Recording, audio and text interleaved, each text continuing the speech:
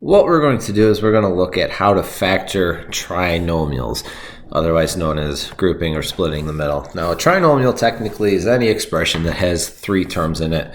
For our intents and purposes here, we are going to look at quadratic trinomials. So a quadratic has an exponent of 2. So what we have here is our first little warm-up. I'm actually going to cross this off and come up with something else. What we're going to be dealing with is going to be y minus 6 times y plus 8 instead of what we were given. And I'll tell you the reason in a moment. Now, first thing we want to do is we want to distribute. So we will multiply the y times y and the y times the 8. So y times y, we end up with y squared. And then y times 8, we'll just put them together, so a positive 8y. Next step, we want to distribute that negative 6. So we'll multiply negative 6 times y and negative 6 times 8. So what we want to do is smush the negative 6 and the y together, so we have minus 6y. And then we'll multiply negative 6 times positive 8. Negative times positive makes negative. 6 times 8, 48. So what we can do next is combine our like terms. In the middle, we have y's, so we can actually add together the 8y and the negative 6y. So we're not doing anything with y squared. 8y minus 6y, we end up with 2y, and then minus 48. So we end up with a trinomial here at the end. So what we're going to do in terms of factoring is, this is actually going to be our starting point, the trinomial here. And we have to work our way backwards to figure out the two binomials that will multiply. Now, the reason I changed it is because at this point in time, we are dealing with Common Core standards. And when it comes to Algebra 1, the trinomials, whenever we factor a trinomial, we are going to be dealing with a leading coefficient of 1. So hence just y squared. No number in front means we have 1. Now, what we have in terms of factoring, we always want to check for a greatest common factor first. If we can divide anything off, that's what we're going to do first. And then we're going to try and factor whatever trinomial happens to be left in parentheses. Now, how to factor? What we have here is known as the Xbox or area model of factoring. Me personally, I'm not a huge fan of it just because it's a lot of stuff to do with a lot of things to write down, which leaves more room to error. However, people like it because it is very procedural and each part has its own meaning. So I'll go over this method. I'll show the method that I prefer, and you can decide which one you like best and just follow what I did in terms of the factoring using it. So notice with our X box up here, we have A, C. What that means is A times C, and we have the number B in the bottom. And then once we write them down, we got to come up with factors. And then once we do that, we have these box here where we got to put our first term, last term, factor terms in this box, and we pull off greatest common factor from each row and column. And then whatever we pull off will go in parentheses. This is a very confusing diagram. So what exactly does it mean to make these X box coming up with factors A times C? Now, the general format of a quadratic expression or equation is ax squared plus bx plus c, where a, b, and c are just three random numbers that they so desire to put in our problem. Now, for our problems, we're going to be dealing with an a value of 1 every single time. So if there is a number on x squared or y squared or z squared, chances are it's a common factor that we can divide off. So again, Common Core factoring in this particular method, leading coefficient is always going to be 1. If it's not 1, we can divide it off. Later on, we're going to go over methods where we have to use something else besides factoring. But for today, our leading coefficient will be 1, b will be some random number, and c will be some random number. What this means is when I make this x that they have up here, the top part means I have to multiply a times c. And when I do that, in our case, we're going to get whatever c is equal to. And then the bottom part is b.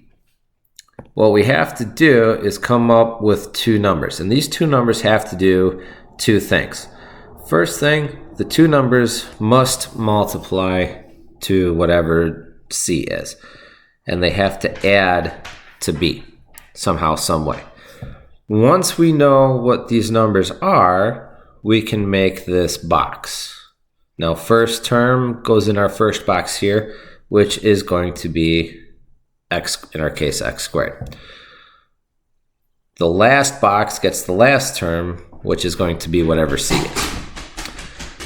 Now, these factor terms that we come up with are going to be these two numbers that we just came up with, and they're going to get whatever variable we're dealing with. So in this case, it would be whatever number we came up with x.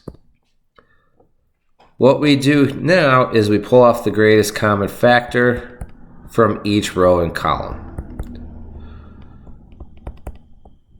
Once we do that, we're going to put them in their own sets of parentheses, and that's our answer. So what does this look like? Well, here we have to factor the following here in number 1. Again, a is not 1, so I'm actually going to cross it off. I'm going to write something else. I'm going to deal with x squared minus 7x. Well, we'll do plus 7x plus 12. So we're going to try and factor this one out using the Xbox area model. So first thing we have to identify are the values of a, b, and c. And what they are the numbers that are on our term. So a, b, and c goes in order, so we're going to go in order here. So a being the first number is in front of x squared, which there's no number, so it's automatically 1. B is the second number in the alphabet, so we'll look at the second number in our problem, which is a positive 7. And then C is third number here is 12. Once we have our three numbers, we make our x. And what that we have is a times c up top, and then whatever b is will go in the bottom. So a times c is 1 times 12, which ends up being 12. And b is, in our case, 7. So now we got to come up with two numbers. Now what these two numbers have to do is they have to multiply to 12 and add to 7 somehow, some way. It's much easier to list off numbers that multiply to 12 than add to 7, because there are a lot of numbers that can add to 7. 0 plus 7, 1 plus 6, 2 plus 5, 3 plus 4, etc., etc. Which also can include negative numbers as well. So if I list off numbers that can multiply to 12, we have 12 times 1, 6 times 2, 4 times 3. Notice here we only have 3 pairs of numbers instead of multiple numbers that can add to 7. So which of these 3 can add to 7? Well, 12 and 1, there's no way. I'll either get 13 or 11 via adding or subtracting. 6 plus 2, I'll get 8. 6 minus 2, I get 4. So no chance on that one. 4 plus 3, that does give me 7. So 4 and 3 are the numbers I'm going to be dealing with. After we figure out our two numbers, this is when we make the box. And we'll split it into 4 sections. Now the first box gets the first term, x squared. The last box gets the last term, 12. The middle 2 boxes here will get the two numbers that we came up with, 4 and 3. But because they're in the middle, the letter we have in the middle goes with it, so x. And what I'm going to do is I am going to take the greatest common factor from each row and each column. So this row, x squared and 4x, there's no number in common. However, they both have the letter x, so I can pull off 1x. And I'll do the same thing for the bottom row. I'm going to take the common factor between 3x and 12. So we can either figure out what it is, or we can use our calculator to get the common factor. Again, common factor between numbers, we're going to push math over to num, around to number 9, GCD. And we're going to put in the two numbers we're dealing with, 3 and 12.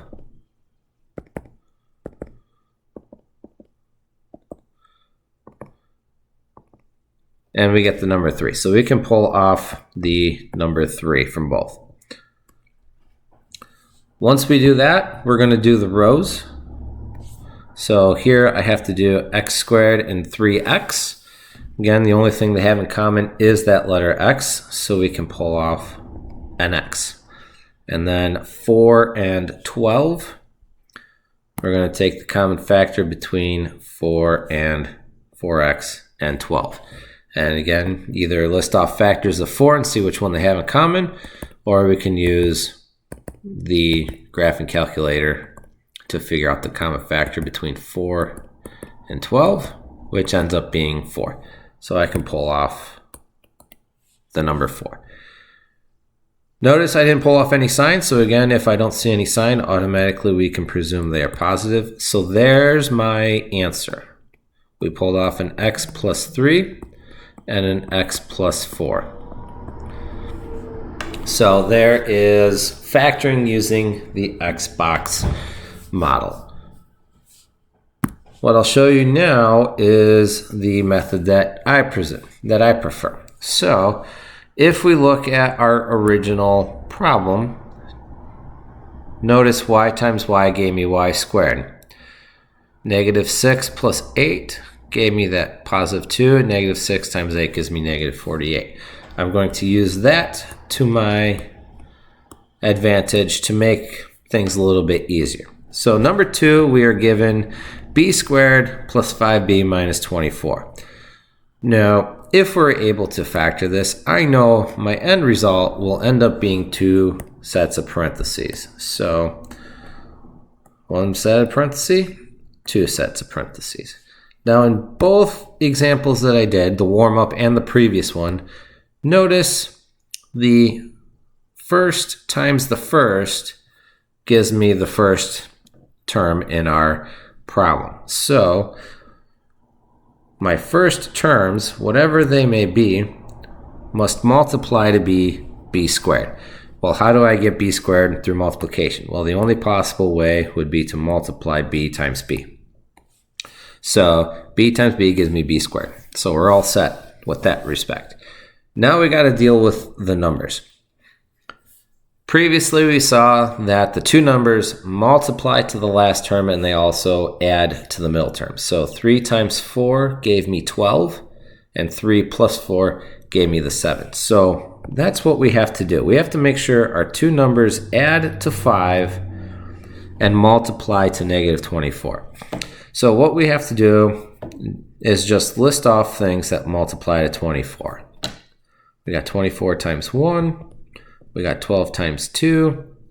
We have 8 times 3, 6 times 4, and that's what we got. So it's much easier to deal with 4 terms than a lot of different pairing of numbers that could possibly add to 5. So we need to pick out of these 4 pairs, which one could I somehow get 5 through addition or subtraction. So 24 and 1 will make 25. 24 minus 1 is 23. So we're dealing with positive 25 or negative 25 versus positive 23 versus negative 23. So we're not anywhere near 5.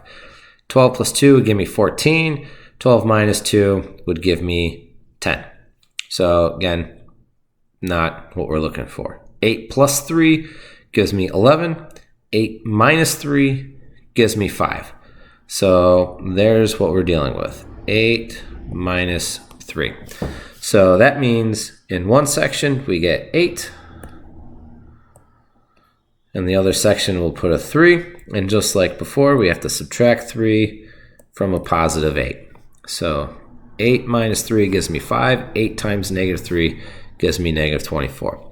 So there is factoring, just using a little trick of the trade, so to speak. If you prefer the Xbox model, follow it along, identify the 3 numbers, create our X, come up with the factors by listing them off, create the box to pull off the common factors to get our binomial.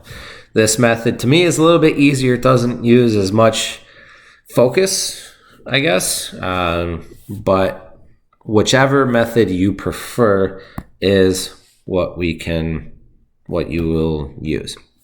Number 3, 4x squared minus 4x minus 48. Again, we don't have a leading coefficient of 1. However, here I see I'm dealing with the number 4 in both my first and second numbers, and then my last term is a 48. So what I really need to check to make sure before I have to cross this off and come up with a different one is, do we have a common factor here? So 4 and 4, obviously they're the same, so they do have a common factor. So all I really need to check out here is 4 versus 48. So common factor between 4 and 48 is 4. So this means all 3 are divisible by 4. Now, if we had different numbers, in this case 4, 4, and 48, we have 3 terms. The calculator is only capable of doing the common factor between 2 numbers. So how do we do a little workaround? Well, basically we end up doing the GCD twice on the same line.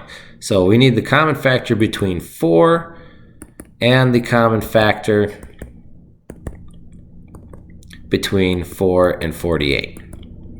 So what this will end up doing is finding the common factor between 4 and 48, and then the common factor between 4 and the common factor pulled off. So we're still going to get 4. So all 3 items in number 3 are divisible by 4. So when I do the common factor, whatever I divide by goes off to the side.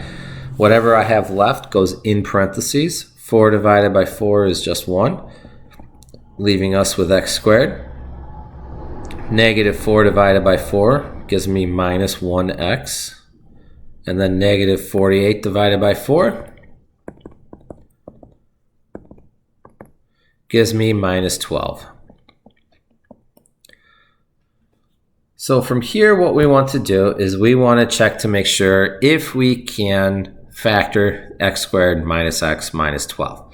So I'm going to continue on doing what I just did number 2. Again, my personal preference. So I can't do anything with the number 4. So it comes down. I do know, however, if I can factor this, I will end up with 2 sets of parentheses. Now the first thing in here is going to multiply to x squared. So how would I get x squared through multiplication? Well, x times x. That's the only way I can get x squared.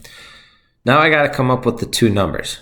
I don't see a number in front of x, so automatically I can say there's a 1. So I have x squared minus 1x minus 12.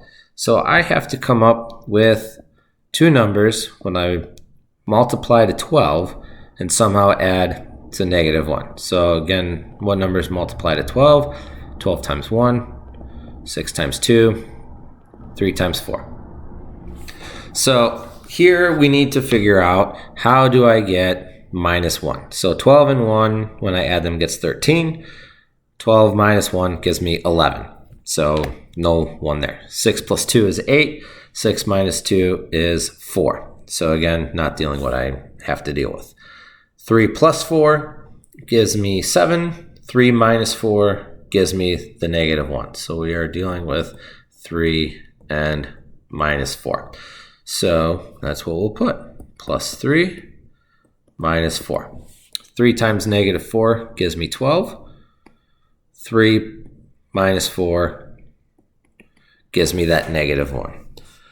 So there is our final answer. 4 times x plus 3 times x minus 4. And that is factoring trinomials using either the Xbox method or factoring using little trick. First times first gives me the first, and then the numbers will add to the middle and multiply to the third term. Again, personal preference, whichever one you prefer is the method that you should use.